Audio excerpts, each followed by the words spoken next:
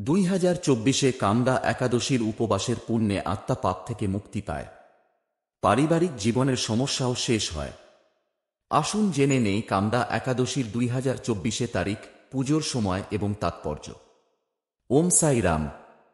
নমস্কার দর্শক বন্ধুরা, আমি অ্যাস্ট্রোলজার শ্রী ঘোষ। আপনারা দেখছেন অ্যাস্ট্রো টিভি। আপনাদের সকলকে আমার আন্তরিক শুভেচ্ছা রইল। কামদা একাদশী 2024 প্রতি বছর চৈত্র মাসের শুক্লপক্ষের একাদশী তিথিতে কামদা একাদশী পালিত হয়। এই বছর কাম একাদশী 19 এপ্রিল পড়ছে। এই দিনে ভগবান বিষ্ণুর পাশাপাশি দেবী লক্ষ্মীরও পূজা করা হয়। এছাড়াও তার জন্য একাদশী উপবাস পালন করা হয়। ভগবান বিষ্ণুর জন্য কাম একাদশী উপবাস রাখা হয়।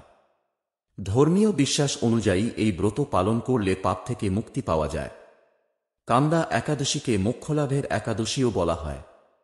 একটি ধর্মীয় বিশ্বাস আছে যে কামদা একাদশীর উপবাস করলে একজন ব্যক্তি শত যজ্ঞের সমান ফল লাভ করেন।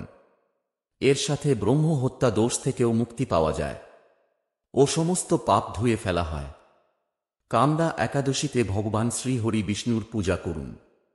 আসুন জেনে নিই কামদা একাদশীর তিথি, শুভ সময় ও পূজার পদ্ধতি। কামদা একাদশী কখন হয়? চৈত্র মাসের শুক্লপক্ষের একাদশী তিথি 18 এপ্রিল বিকাল 5:31 শুরু হবে এবং পরের দিন 19 এপ্রিল রাত 8:04 শেষ হবে।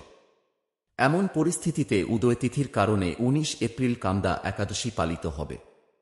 কামদা একাদশী পরাণের সময় 20 এপ্রিল সকাল 5:05 থেকে 8:26 এর মধ্যে উপবাস ভাঙা যাবে। এই সময়ে স্নান করুন, ধ্যান করুন এবং ভগবান বিষ্ণুর উপাসনা করুন এবং তারপর ব্রাহ্মণদের দান করে উপবাস ভঙ্গ করুন। কামদা একাদশী পূজা পদ্ধতি। কামদা একাদশীর দিন সকালে ঘুম থেকে উঠে স্নান করে পরিষ্কার বস্ত্র পরিধান করা হয়।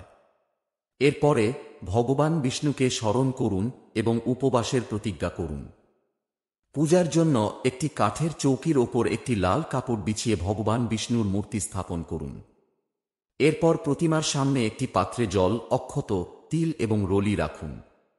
ভগবান বিষ্ণুকে ফল, দুধ, ফুল, পঞ্চামৃত, তিল ইত্যাদি নিবেদন করুন। এরপর ঘিয়ের প্রদীপ জ্বালিয়ে মনে মনে শ্রীহরি ও মা লক্ষ্মীকে স্মরণ করুন। তারপর ভগবান বিষ্ণুর আরতি করার সময় মন্ত্রগুলি জপ করুন এবং অবশেষে ব্রত পাঠ করে পূজা সম্পন্ন করুন। এই বিষয়ে কোনো প্রশ্ন থাকলে অবশ্যই কমেন্ট করবেন, লাইক করবেন, শেয়ার করবেন ও অ্যাস্ট্রো টিভি চ্যানেলকে সাবস্ক্রাইব করে রাখবেন পরবর্তী ভিডিওগুলোর আপডেট পাওয়ার জন্য। তাহলে বন্ধুরা, ভিডিওটি শেষ পর্যন্ত দেখার জন্য সবাইকে অনেক অনেক ধন্যবাদ।